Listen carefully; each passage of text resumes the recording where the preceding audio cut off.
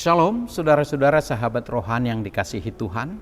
Sebelum kita memasuki renungan ini, marilah kita berdoa sejenak. Kasih karunia dan damai sejahtera dari Allah Bapa kita dan dari Tuhan Yesus Kristus menyertai kamu sekalian. Amin. Sahabat rohani yang dikasihi Tuhan, firman Allah renungan bagi kita pada saat ini tertulis dalam Yeremia pasal 51 ayat ke-50. Demikian firman Tuhan. Kamu orang-orang yang terluput dari pedang, pergilah, janganlah berhenti. Ingatlah dari jauh kepada Tuhan, dan biarlah Yerusalem timbul lagi dalam hatimu. Sahabat rohani yang baik hati, tema yang kita ambil dari firman yang indah ini adalah Tuhan pembela umatnya yang setia. Babel berkembang sebagai pusat kebudayaan. Banyak bangsa dan suku tinggal di sana. Tetapi di antaranya ada musuh Allah. Babel telah menyebabkan jatuhnya bangsa Israel dan terbunuh sangat banyak. Orang-orang Yahudi percaya bahwa Tuhan ada di pihak mereka. Tetapi ketika Babel menguasai mereka, menghancurkan mereka, menaklukkan mereka, mereka kebingungan. Karena yang terjadi justru sebaliknya. Musuh Babel menghancurkan bait suci Allah. Dan demikian muncul pertanyaan, apakah masih layak Allah kita percayai yang maha kuasa dan agung dan mulia? Ternyata ada bangsa musuh kita yang bisa mengalahkan Allah. Yeremia menggambarkan satu rasa malu dan kesedihan yang dirasakan oleh umat Tuhan ketika mereka diserbu dan dihancurkan oleh Babel, termasuk bait Allah. Ini adalah bagian terpahit dan penderitaan yang terbesar yang menimpa umat Tuhan yang selalu mengandalkan Tuhan. Karena perbuatan Babel terhadap Yehuda dan Yerusalem, penghakiman Tuhan sesungguhnya menjadi nyata bagi mereka. Pertanyaannya adalah, mengapa Tuhan menghakimi mereka? Mengapa Tuhan memberikan sesuatu yang kejam kepada bangsanya sendiri? Sahabat rohani yang dikasihi Tuhan Yesus Kristus, sesungguhnya Tuhan bukan berkehendak untuk menghancurkan mereka, tetapi melihat sikap dan tingkah laku bangsa Israel yang sering memberontak kepada Allah, maka mau tidak mau Allah akan memberikan satu pelajaran yang berharga bagi mereka, bahwa mereka tidak boleh sombong, tidak boleh angkuh dengan sikap-sikap yang tidak berkenan di hadapan Tuhan. Mau tidak mau Tuhan harus menghukum mereka. Meskipun Tuhan merasa mereka adalah umat kesayangannya, tapi Tuhan bisa saja meninggalkan mereka. Sesungguhnya Tuhan mengatur Babel dan mengalahkan umatnya.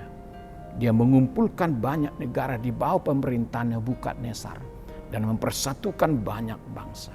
Tuhan mengumpulkan semua penyembahan berhala yang penuh dosa dan praktik kejahatan, sehingga dia dapat menghakimi mereka dalam satu pukulan dan melemparkan mereka ke dalam kebinasaan.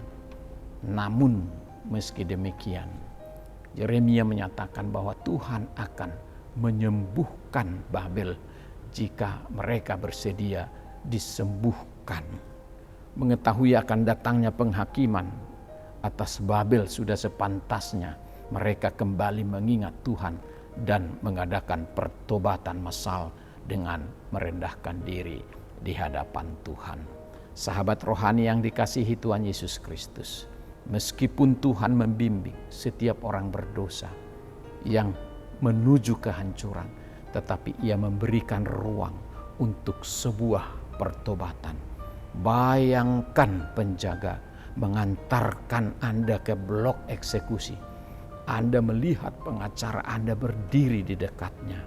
Dia memiliki satu bukti yang kuat akan memberikan Anda pengampunan. Tetapi Anda menolak untuk mendengarkan perkataannya. Akhirnya kita harus dijatuhi hukuman mati. Saudara-saudaraku yang dikasihi Yesus. Yesus adalah ibarat pengacara itu. Dia membela kita mati-matian. Punya satu hal yang sangat memberi kita pengampunan. Bahkan akan dosa yang paling keji sekalipun. Yesus adalah pembela kita yang agung. Melalui kematiannya, melalui darahnya, kejahatan apapun yang ada pada kita, semuanya dihapuskan, semua diampuni. Tetapi manusia banyak yang menolak untuk mendengarkan janji pengampunannya. Bahkan ketika mereka sedang digiring menuju tempat eksekusi, yaitu ke neraka. Karena sikap tidak menghormati tempat suci Tuhan dan menolak pertobatan, maka Tuhan akan membuktikan bahwa dewa-dewa Babel tidak berdaya. Betapapun sulitnya Babel terlihat, Tuhan pasti akan mengalahkan dan membinasakan mereka. Sahabat rohani yang baik hati, umat Tuhan Israel yang sudah sekian lama berada di pembuangan, mereka terancam putus asa. Meski mereka sudah taat pada nubuatan Yeremia, kan menerima pembuangan secara sadar. Kondisi itu bukanlah kondisi yang ideal. Mereka sangat menderita dan tertekan.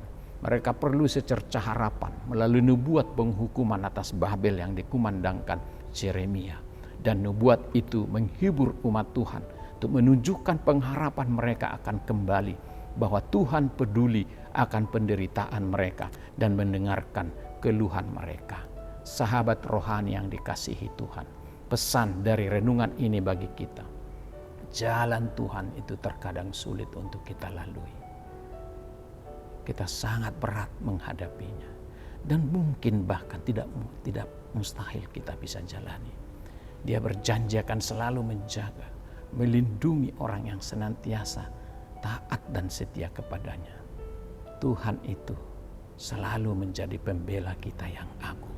Pembela yang teragung dengan Kristus sebagai pembela satu-satunya bagi kita. Tuhan tidak pernah biarkan kelaliman merajalela di dunia. Dia berkata, balaslah kejahatan dengan kebaikan. Selebihnya penghakiman hanyalah milik Tuhan. Inilah penghiburan bagi kita. Apakah ada yang saat ini menyakiti Anda, mencurangi Anda, mengucilkan Anda, memfitnah Anda? Akan ada saatnya Tuhan turun tangan dan menyatakan perlindungannya atas umatnya. Yang perlu kita lakukan adalah mengadukan, menyerahkan permasalahan dan kekhawatiran kita kepada Tuhan, serta memohon Ia menjalankan keadilannya. Tuhan memberkati kita. Amin. Marilah kita berdoa. Bapa Surgawi yang baik hati, terima kasih atas firman-Mu yang menyapa kami pada saat ini. Tuhan Maha Adil, adil dalam semua tindakannya. Kepada kami umat-Mu, Tuhan melihat ketika kami baik dan benar, maka Tuhan akan memberkati. Tapi ketika kami memberontak, melakukan kesalahan dan dosa, maka Tuhan pun bertindak adil, akan memberikan pengajaran dan pembelajaran untuk kami taubat dari perbuatan yang jahat. Tetapi satu-satunya yang kami andalkan dari Tuhan, yang sungguh luar biasa, yang tidak dimiliki oleh Allah apapun dan manapun, adalah Tuhan sungguh-sungguh lebih besar kasih-Mu daripada amarah-Mu. Kasih-Mu itulah yang menjadikan kami menjadi umat yang terselamatkan dari segala kejahatan kami, pemberontakan kami. Dan Engkau sendiri yang menurunkan seorang pembela yang agung bagi kami, yaitu Yesus Kristus Juru Selamat kami. Oleh kematian kebangkitannya, kami telah dimenangkan dari segala perkara yang menghadang kami dan yang membawa kami menuju kebinasaan itu. Terima kasih Bapa yang baik atas cinta kasih-Mu senantiasa kepada kami. Sejahat-jahatnya kami, selalu Tuhan berikan peluang untuk bertobat dan menyelamatkan kami. Itulah sukacita kami. Karena itu Tuhan, ampunilah segala dosa, kejahatan kami, dan layakkan kami untuk berjalan di jalan Tuhan, agar kami kelak menerima anugerah yang luar biasa daripadamu. Bukan saja pengampunan, tetapi kehidupan yang kekal. Ampuni keluarga kami, ampuni dosa kami pribadi, ampuni dosa bangsa kami, dan dosa gereja kami. Bila itu menyulitkan hati Tuhan, biarlah kasih-Mu melindungi menjaga kami semua. Terima kasih Bapa, dalam nama Tuhan Yesus Kristus kami berdoa dan mengucap syukur. Amin.